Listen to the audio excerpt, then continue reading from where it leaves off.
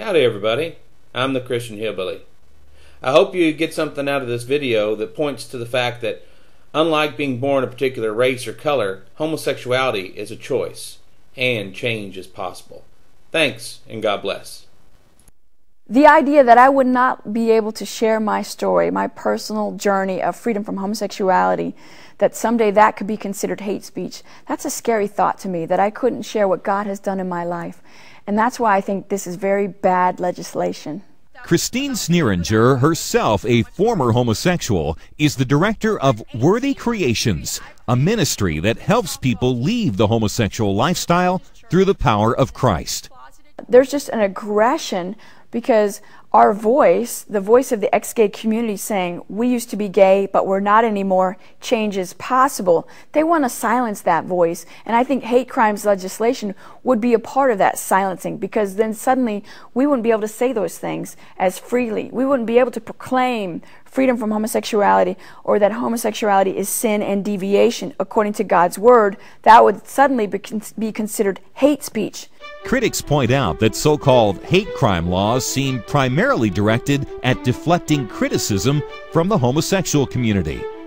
In April 2007, a group of former homosexuals gathered in Washington to oppose the current hate crimes legislation.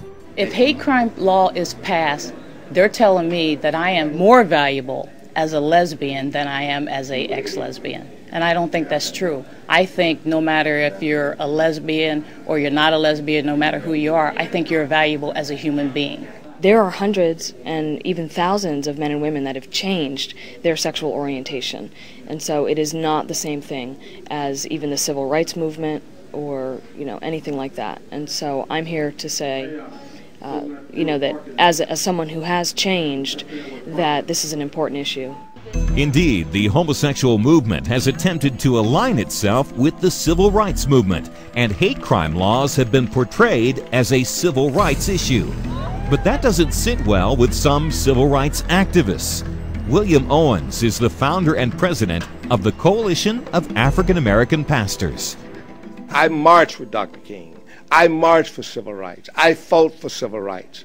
And for the hate crime, the people who want a law for the hate crime movement, I find it very frustrating and disgusting, because that was not the purpose of the civil rights movement. And they're trying to hijack and take over the civil rights movement and make it their movement, and they didn't pay the price, nor do they suffer the things that blacks suffered prior to the civil rights movement.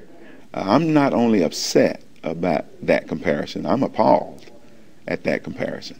It is so different, it is amazing. I remember 2 water fountains. In my day, this is something I lived, where there was colored water fountains, white water fountains. I have never seen a homosexual water fountain. Have you? To make homosexuality the equivalent of race, which is immutable, unchangeable, but homosexuality is not. It is not genetic, it is not inherent, it is not inborn. And I'm living proof of that.